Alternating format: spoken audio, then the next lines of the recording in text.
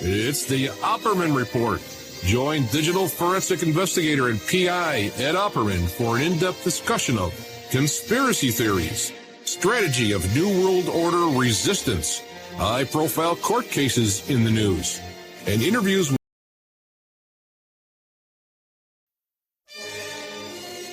It's the Opperman Report. And now, here is investigator Ed Opperman. Okay, welcome to the Opperman Report. I'm your host, Private Investigator Ed Opperman. You can find me at Opperman Investigations and Digital Forensic Consulting, either through my website, emailrevealer.com, or just email me directly at oppermaninvestigations@gmail.com. I'm very excited about today's topic, not because it's a fun topic, because it's an important topic, and it's about sexual abuse in the military. We have with us Dr. Mick Hunter. It's spelled M-I-C. You can find him at drmickhunter.com is his website, and he's written the book Honor Betrayed: Sexual Abuse in America's Military. Dr. Hunter, are you there? I am. Thank you for inviting me. Thank you so much, because like I said, this is an important topic, and I don't hear anybody else talking about it. Before we get into your book, tell us about yourself. Who is Dr. Mick Hunter? Well, I started out working in alcohol treatment programs and found a lot of the people there had been sexually abused. And in 1990, I wrote a book about sexual abuse of boys, and I had trouble getting it published. I went to 50 different publishers because they all told me, well, boys don't get sexually abused, and even if it did, it wouldn't hurt them.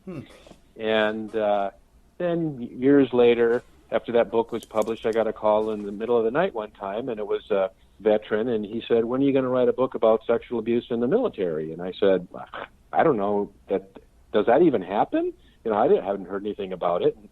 And he said, yes, it does. And I said, well, you know, I like to have first-person stories in my books, and I don't think that I'll be able to get people to give me their stories because I'm not a veteran myself. And he said, oh, no, you'll be surprised. And so I put a notice out that I was going to try to write this book if I could get stories, and I'd get these phone calls, and the first question would be, are you a veteran? I'd say, well, no, I'm not. And they'd say, well, good, then I'll talk to you. And I thought it was going to be the opposite reaction. And basically what they said was, well, we're afraid if you were a veteran, you wouldn't believe us, or that you'd tell us that it's a bad time to talk about it, or it's bad for morale, or something like that.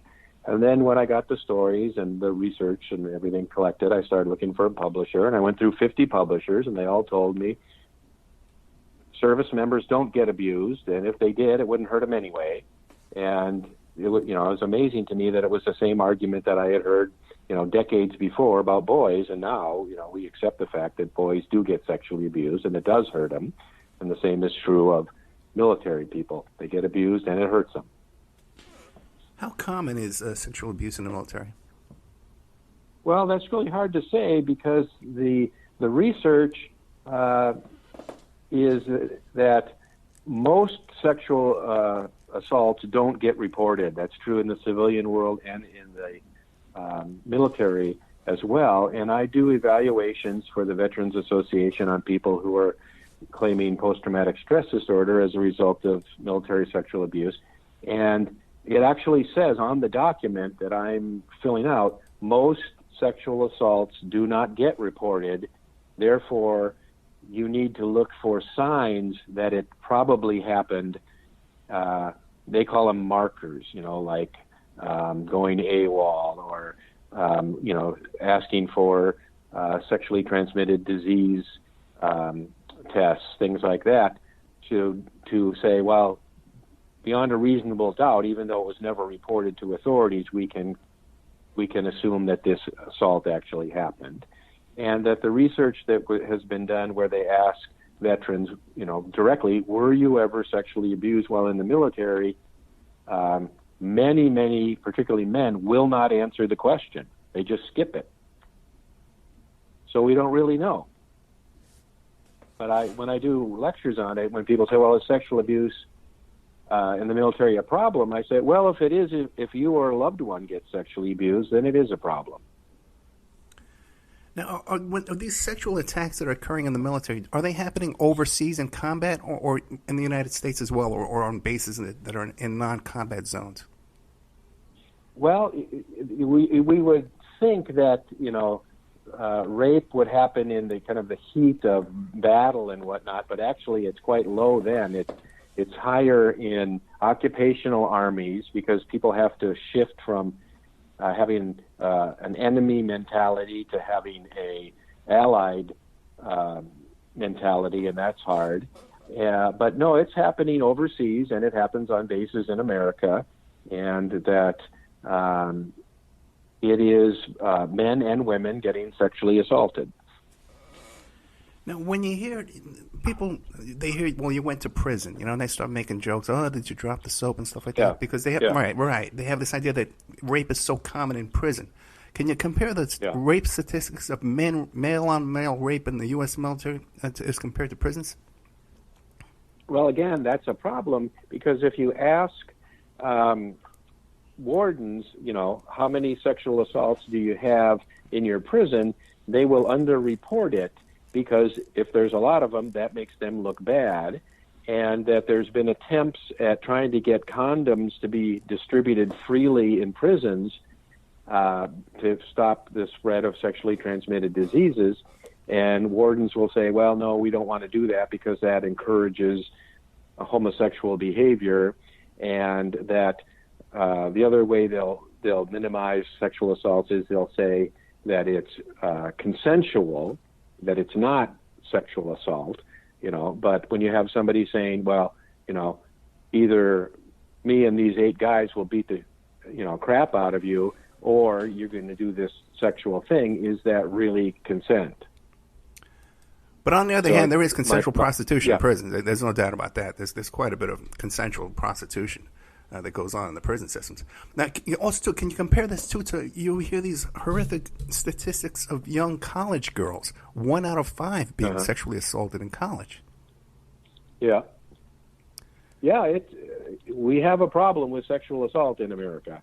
That it happens way more often than people believe, and people have these.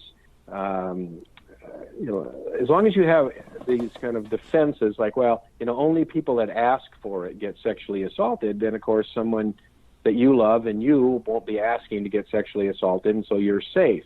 And so it's a psychological defense that makes it easier to think you're safe and to blame other people when they get sexually assaulted. Fascinating. And also, what do you make too of people who love to claim, women just make up these allegations against men to tarnish, get revenge and tarnish them, or get fame, accusing Trump or Biden, just to get fame and notoriety. Yeah. What do you make of those claims? Well, certainly there's going to be people who make false claims about all kinds of things, but the FBI has determined that the rate of false accusations of rape are less than the false accusations of home robbery. I guess in that case it's insurance. Yes, I guess this is quite bad. Exactly.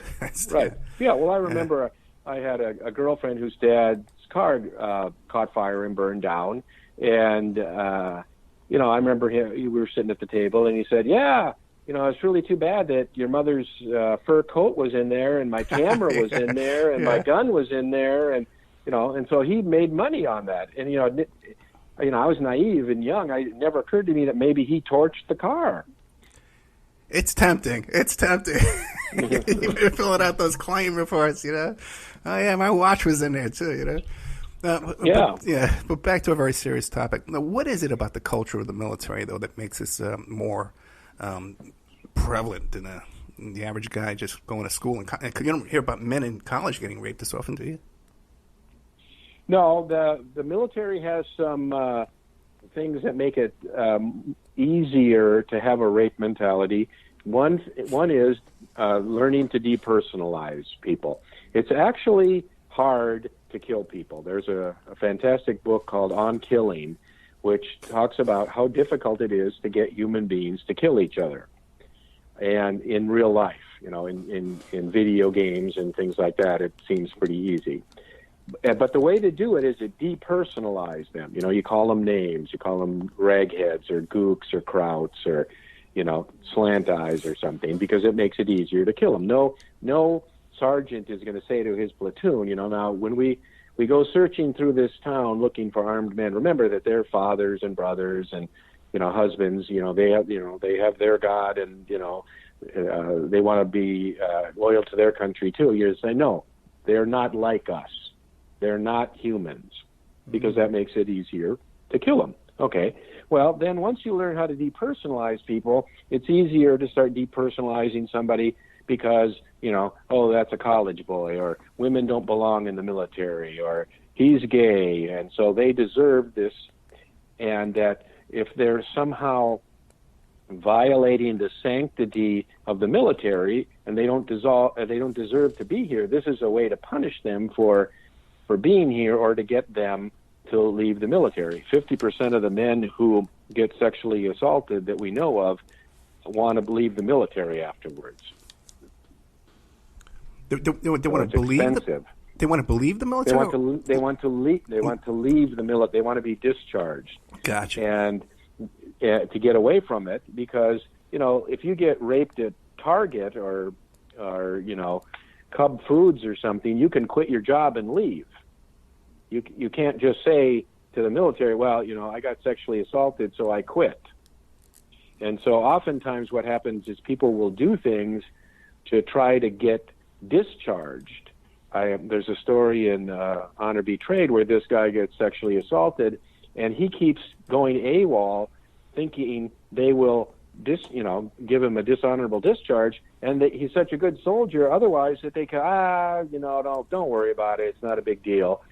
And he has to stay in the unit where he was sexually assaulted. Well, yeah. Go ahead. Now, what is the process then? Okay, let's say I'm a infantryman, and I get molested, I get assaulted by maybe a senior officer, a sergeant or captain or something. What is the procedure? Who do I complain to? Where do I go? Well, there's a sexual abuse coordinator, and you can file a report. But of course, you're filing a report. Like you said, it might be in effect your boss, your superior, and that you have to keep working with that person until everything's determined how it's going to go, and that when it's in a combat zone or in high-risk military settings, there's the risk of death. I worked with a guy who got sexually assaulted by these 5 sailors on board an aircraft carrier. And I don't know if you've ever seen an aircraft carrier, but the thing is like a city. It's massive. And basically after they got done raping him, they said, if you tell anybody, you will fall off of this ship. And you will not be found. And so he didn't report it. Okay? And so, and he had to stay in the unit where that happened. Imagine how weird that would be, to have to work with the coworkers that had raped you. And I can only assume that would put you in a position where the rapes would continue. Well, either that or you're actually, more likely to develop post-traumatic stress disorder as a result, because you're constantly being reminded of it. Right. And I don't know how graphic I can get here, but this guy that I was just telling you about, when they got done raping him, they took a grease gun and filled his bowels with grease. And so for the next few days, every time he used the toilet, he had a reminder that they had done that to him. It's just incredible. These aren't hardened criminals. These aren't sociopaths. These are just the kids we call heroes, and honor our vets, supposedly. Now, why is this? The 2 groups of people everyone says we care so much about, the veterans, right, and our children, right? These are, we hold them. No, we want to protect our children, but yet we expose them over and over to these kind of attacks when we don't listen to them. They just changed the Title IX laws about reporting these kinds of incidents. And our veterans, we don't give them an outlet to protect them from this kind of stuff? Well, it's, when people say, well, if only we'd get rid of women in the military, rape would stop. Well, rape of women would stop, yes. But the rape of male soldiers by male soldiers. There's documents in the Revolutionary War about that. So it's not the majority of the men perpetrating sexual assault against men identify as heterosexuals.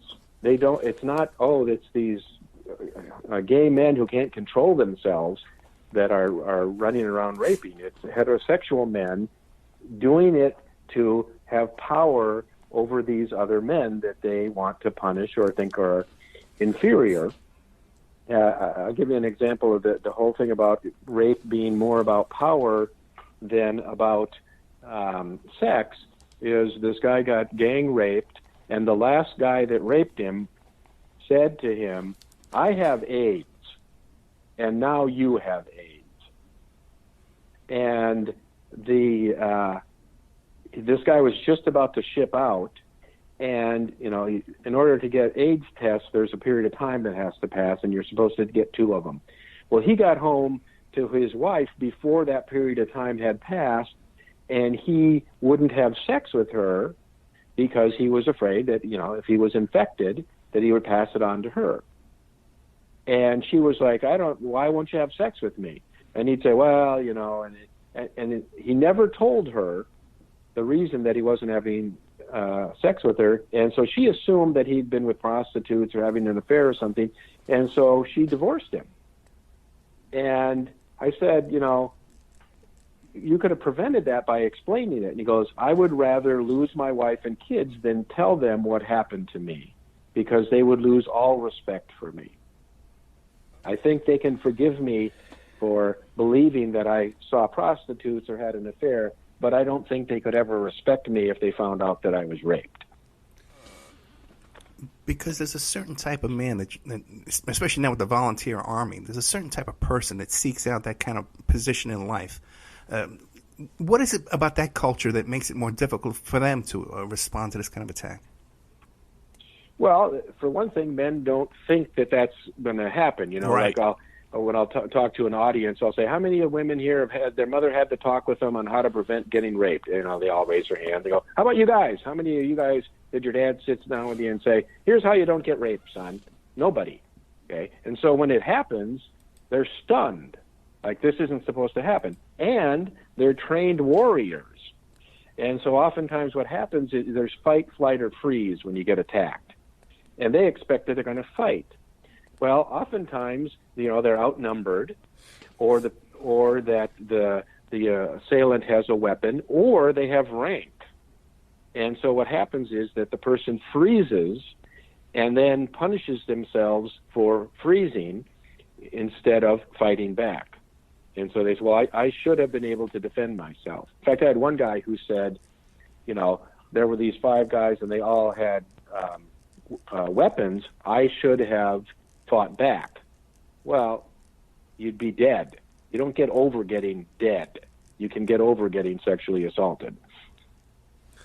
And just to remind the audience, your background in this is you're a licensed psychologist, therapist. What is it? And I know you're a college professor. Licensed as a psychologist and licensed as a marriage and family therapist. And also, too, this is your specialty, that you evaluate people for PTSD and you testify in court over these kind of issues? Yeah, I work with combat veterans, sexual assault survivors, incest survivors, basically people who have experienced traumatic events, and most people say, oh my God, that sounds really depressing. And it's actually, very rewarding, because there are, with treatment, people do get better. So this is your wheelhouse. This is your specialty. Yeah. For how many years? It's not like when I was a little kid. 30 years. 30 years, my God. You sound like a young man. Okay. You sound 30 years old. Okay. Now, one more question. I'm 63. Oh, get at it. God bless you, man. Okay, I'm 57. Okay. You sound great. Now, you mentioned before that many of the victims are homosexual. Now, when you have this culture or this policy, even a well-meaning policy, like don't ask, don't tell, right? Does that benefit or make things worse? Well, the thing that don't ask, don't tell thing was because that if you identified as being gay, you could be discharged because of that. And the problem was that they found out, there's lots of gay people in the military, and they would be losing lots of valuable people. There's a great story that I have in the book where Eisenhower, at the end of World War II, calls in his secretary in the Women's Army Corps, and he says, well, looks like we won the war and everything, so now we got to clean up the military. We got to get rid of all these lesbians that I hear are in the military. And so you type up a list of suspected lesbians, and we'll get rid of them. And she says, yes, sir. Now, are you going to get rid of me after I write the list up or before? Because I'm a lesbian.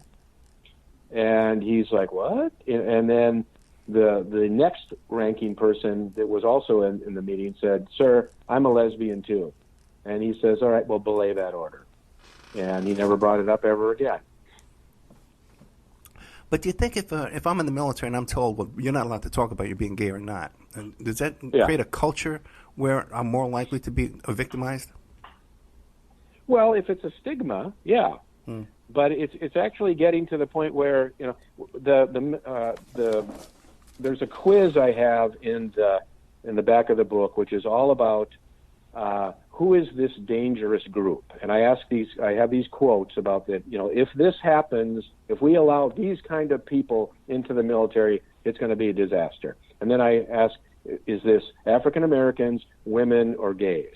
And I have never had anybody complete the quiz and get it right, because it's always the same arguments. So they say, well, we can't integrate the military with blacks and whites because it'll be chaos. We can't have women because it'll be chaos. We can't have gays because it'll be chaos. Well, now that people don't have to hide that they're gay, they're actually, the stigma is going way down. There's a story of a pilot that's in there, and it comes out that he's gay. And so his commanding officer gathers all the crews that fly with this man, and he said, well, I found out this guy's gay. That's not the word he used. And so what I'm telling you is you don't have to fly with him if you don't feel safe with him because he's gay. Now, I don't know what being gay has to do with your ability to fly a large aircraft or not, but, he says this, and to a person, all the crew said, yeah, we knew, and we don't care. He's the best pilot in the unit. Oh, okay then. He was afraid that their morale would go down. There was their morale is going to go down if you get rid of him. Now, and sometimes it's kind of anticlimactic. What happens is, one of the stories in the book, these bunch of guys are taking showers, and one of the members of the unit says, yeah, this is why you can't have gays in the military, because, I wouldn't want to take a shower naked, with a gay guy. And one of the guys in the unit says, too late. Yeah, right. Yeah. I'd say our culture is just so bizarre, It's just so concerned, worried about everything. Guys, different skin color than mine. Got to be worried. Got to be upset.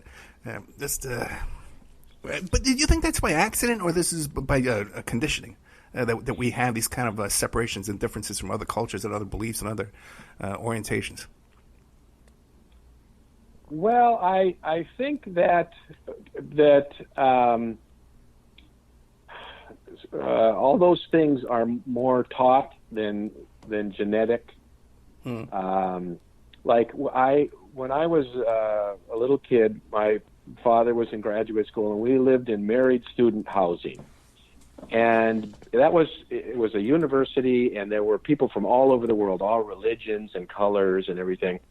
And, I've looked at pictures of me in those days, and I'd be in this little wading pool full of, every color on the planet, And my parents would tell me this story about one day that I said to them, how did you decide to have a white child? And they were like, what? He goes, well, of all the color, you always buy blue Impalas. I know you like blue cars. How did you decide to have a white baby? Well, we didn't have a choice. And so to me, it just was like a preference.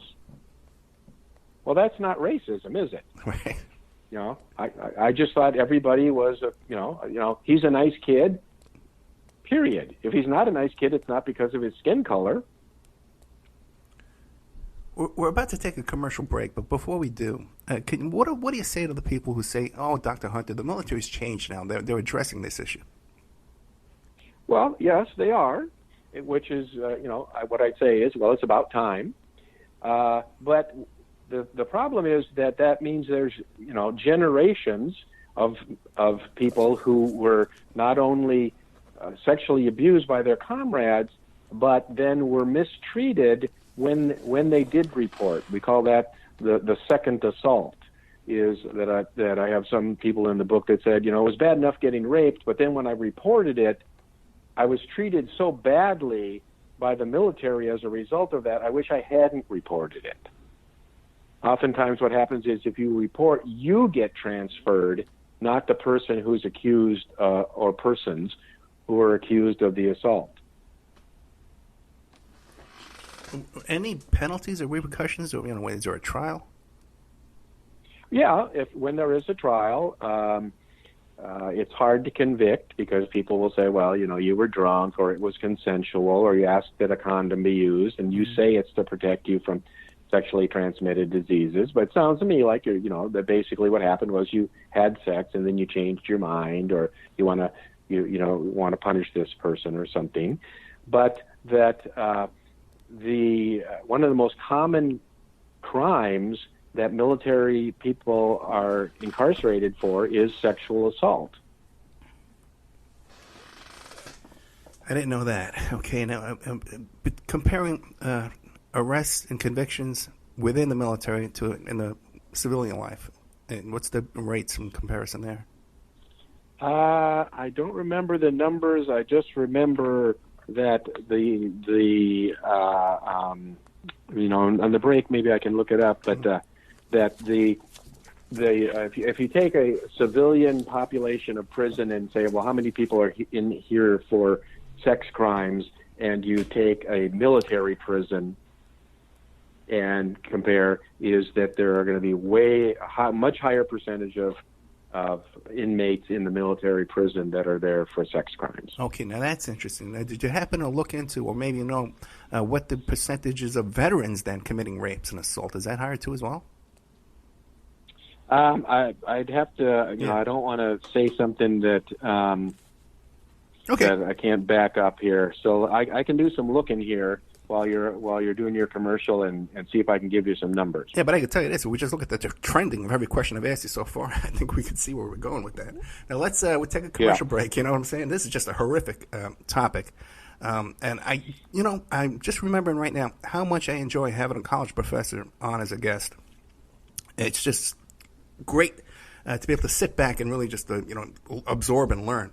Dr. Hunter, you wanted to tell us about hazing. Yeah, it's technically you're not supposed to do hazing, but it's understood that it happens all the time, and it's defended. Well, it's tradition; it's always been there, and it makes people tougher and all of that.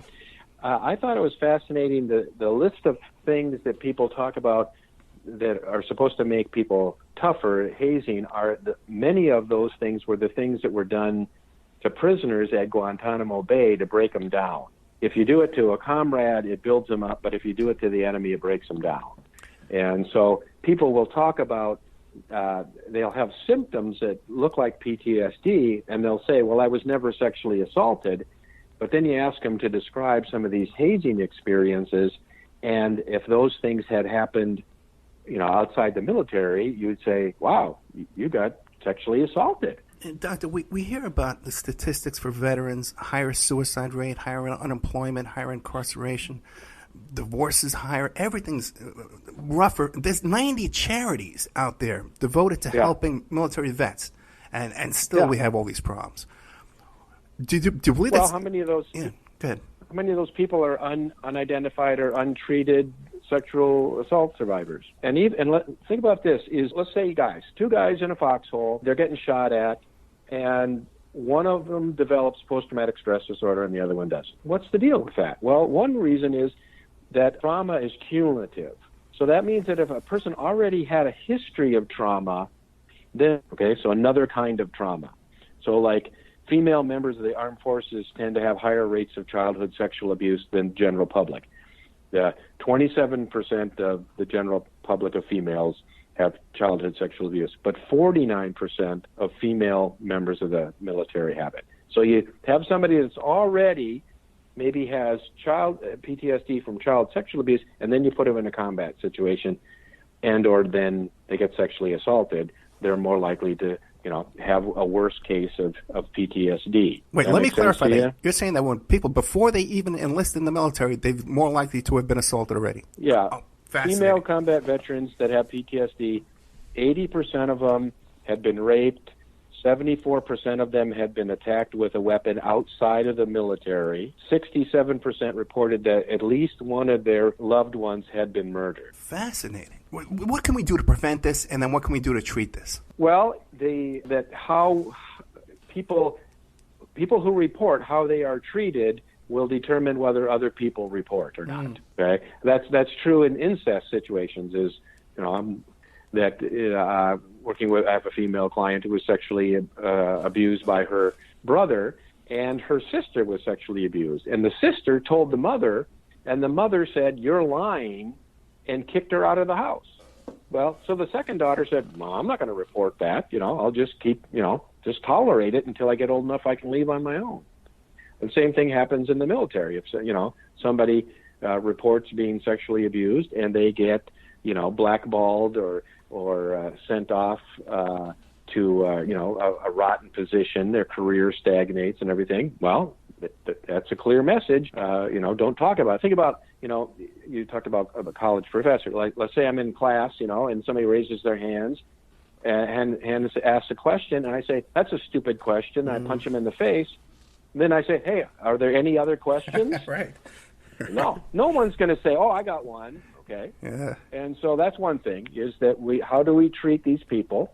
And then, make it easier for them to get treatment. Part of the problem is if you get sexually assaulted in some obscure place, where are you going to get treatment?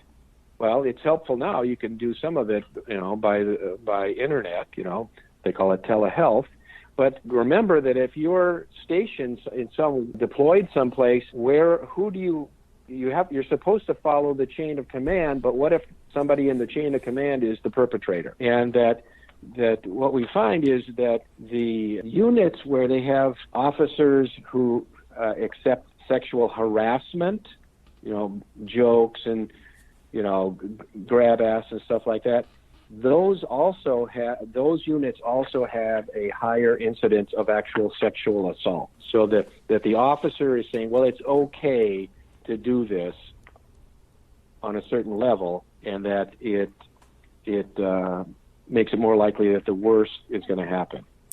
All the things you're pointing out are just... Go ahead, please. But all the things you're pointing out are such common sense... you know what I mean? If it's not being done, it's not being done for a reason, because they don't care. Because this is all stuff that's easy. Well, the other thing that happens frequently is that an officer will...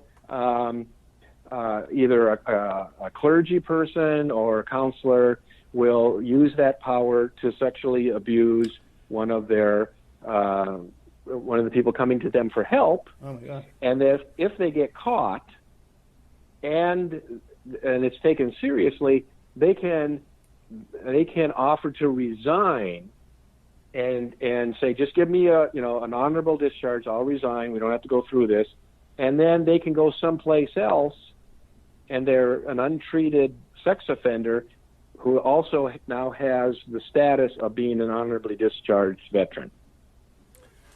I had a case like that personally myself, where the guy was discharged from the Marines, possession of child pornography, and went honorable discharge, and went on later on to sexually abuse and molest little toddlers, and then again after that exchanging pornography afterwards, 20 years later, 30 years later. And he's in prison for that now, but could have got him 30 years ago, 25 years ago. Well, and we've done that in the civilian world too. It'd be like, we find out this teacher sexually abuses kids. We'll move them to the high school then. That'll take care of it. Let me ask you this real quick, because we see all these issues, okay? And then these veterans come out, higher suicide, higher unemployment, higher incarceration, less college education, less home ownership, and even with all the VA bill and all this stuff, 90 charities. And then 60% of our civilian police force is U.S. Army military veterans. And then you got police officers, higher percentage of all these things as well, domestic violence, sexual abuse of them. Do you think that's something that we should continue to encourage U.S. veterans entering into our civilian police force? Well, certainly I've talked to lots of people who said, well, I went into the military to get the benefits and was military police with the plan of coming out and being law enforcement. But, that if you get somebody who has PTSD from combat or sexual abuse or both, and you arm them and put them in stressful situations, that can lead to some dangerous outcomes. Like one of the things that most of the veterans that I work with that were deployed in the Middle East will say, I can't go to the mall, this particular mall, because there are a lot of people who are Muslim there, and have traditional dress on, and I freak out. I'm sure they're going to blow me up or something. Okay, well, you came upon that fear honestly because, when you were deployed, that did happen to you. But now, if that person's a police officer and put into that situation, and how are they going to respond? The choices are fight, flight, or freeze. And so, that once you learn how to be aggressive towards people, it's easier to continue to be aggressive towards people. And once you've lived through that trauma, there's no amount of diversity training or watching videos or extra training that's going to heal you from that. And I expect the average person to rely on that as a solution to the problem. How do we help these victims? Well, again, the treatment, that it's so pervasive that there are actually inpatient military sexual abuse treatment programs. The MST, there's actually initials for it because it's so common. One of the things you have to look out for is that I've had veterans particularly women, who have appealed their discharge because they behaved a certain way after the sexual assault, and they went to a military psychologist, and the military psychologist said, you have borderline personality disorder, which is a pre-enlistment condition, and therefore you're not entitled to any benefits because it's not as a result of your military service. And so then that's cheaper for the VA because now this person doesn't have to get any treatment. There are conditions where a veteran will not get treated through the VA? Well, yeah, if you get a dishonorable discharge, or your diagnosis is not service connected. Oh, really? I didn't know that. Yeah. So you say, and that's what these disability exams that I do. It'll say, does this veteran have a mental health diagnosis? Yes or no? And if they do, is it service connected, meaning that it happened as a result of their military service? And a borderline personality disorder is not something you develop as a result of experiences as an adult. It's things that happen to you as a child. And so that would be considered a pre-existing condition. And you could also say, well, did you check that you have any mental health problems on your enlistment forms and your pre-enlistment physical? And if you said no, then you enlisted under false pretenses. So that's not much help right there. No. This is a sad show, What would you tell a kid who's young, or a parent whose kid wants to join the military? They're patriotic and said, well, you get a free college education, you get VA loans when you get out, and VA medical care when you get out. Yeah. Would you tell them yeah or no? Well, there are certainly lots of people who have very good experiences in the military. A friend of mine who's a PhD level psychologist and regularly testifies as an expert and everything, he was told by his father that he was stupid, and he was told by his guidance counselor. Hey, join the military because, you're too stupid. You won't be able to support yourself. 3 hots and a cot, that's all you can expect. And he joined the Army. And his sergeant said, you're going to go to officer training school. And he said, oh, no, I'm not. I'm stupid. He goes, no, you're not. I order you to stop telling yourself that you're stupid. And he went and got officer training, and they said, we want you to get a PhD. And they sent him to college, and they sent him, they paid for all of this. And it changed his life. The military can, and certainly the military has helped lots of minorities and women advance in ways that the civilian world hasn't. So a friend of mine's daughter was going to join the military, and I thought, I don't know what to do. And so I just said to her, here's a copy of my book, so you can make an informed decision about whether you want to join or not. Thank you. That's what I'm going to do. After reading it. Yeah. Next time that question comes up, Honor and Betrayed. Yeah. Honor Betrayed. Sexual Abuse in America's Military by Dr. Mick Hunter. That's the next time that question comes up for me. That's what I'm going to send him to. Now, there were some topics you wanted to cover during the break. What else is on your heart that you want the audience to know? We have about 9 minutes.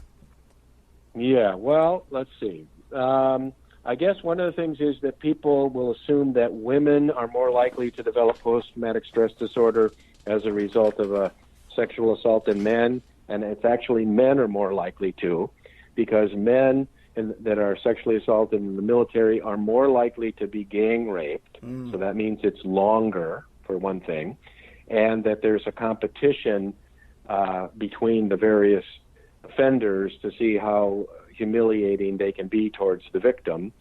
And men are more likely to be sexually assaulted with weapons, and so there's more fear of death. So more likely to develop post-traumatic stress disorder that way. Like I had one guy who came to me, and he had been gang raped, and everybody who had tried to treat him before kept focusing on this. Well, you probably worry that you're gay as a result of being gang raped. And he's like, no, I don't worry about that. And they just kept saying, well, you don't be ashamed of that, and finally, I just asked him, what was the worst part of it? And he said, well, while they were gang raping me, they were holding my head underwater, and I thought I was going to die. That's the nightmares, not getting raped, drowning. I haven't taken a shower in 2 years. So, really listening to the person and saying, what happened to you, and what meaning does it have for you? And what can we do to give you a corrective experience so that, being believed is very healing.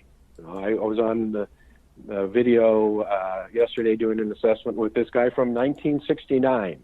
He got sexually assaulted while he was in Vietnam, and he was out in the bush, and they basically said, if you tell anybody, you're going to get shot in the back.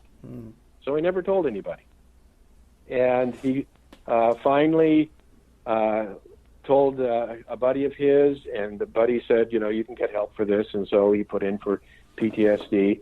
And he told me I was only the second person in his life that he had ever told. And he said, do you believe me? And I said, yeah, I do. And he started sobbing because he said, I thought for sure you'd tell me that I was lying or that I should man up and, not have it affect me. And he said, I've tried to have it not affect me. And I said, well, I know. That's if you could just decide not to have it affect you, you would have by now. Yeah, there's no doubt this is a difficult subject to talk about. It's uncomfortable, and then when you think about the consequences of what continues out, into the civilian police, or these suicides that we have every day, these mass suicides with these veterans. We are out of time, though. What do you want to leave us with in like 1 or 2 minutes? What do you want to leave us with to summarize all this? Well, that oftentimes, like I said, people have not told anybody, and they might hint around that to see how you might react to some kind of a disclosure. I'd say, well, how come you never told anybody? Oh, I didn't want to be judged. I didn't want to be blamed. I was afraid they wouldn't believe me. So they might say something like, well, yeah, I heard of a guy who, claimed that he got sexually abused when he was in the military. And if you go, must be some kind of a faggot, that he's not going to tell you. And so to be sensitive that if somebody's kind of checking you out to see if maybe they could talk about it, and if they do talk about it, don't try to fix it. Just have like, oh wow, that sounds really hard, and I'm glad that you could tell me, and is there something that I can do? But don't try to fix it. Don't say, well, that was a long time ago, or let the person tell you at the rate they want to tell you. How can people get a hold of you? You can go to that website, and I got email. It's Mick, M-I-C, at drmichunter.com, or you can write me the old-fashioned way. Dr. Hunter, I can't thank you enough. Like I said, it's a difficult topic. You're right there on the front lines. You're an expert on this. I can't thank you enough for coming on the show. All right. Well, thanks for your taking it seriously and the good questions. I appreciate it. Thank you, sir. Good night.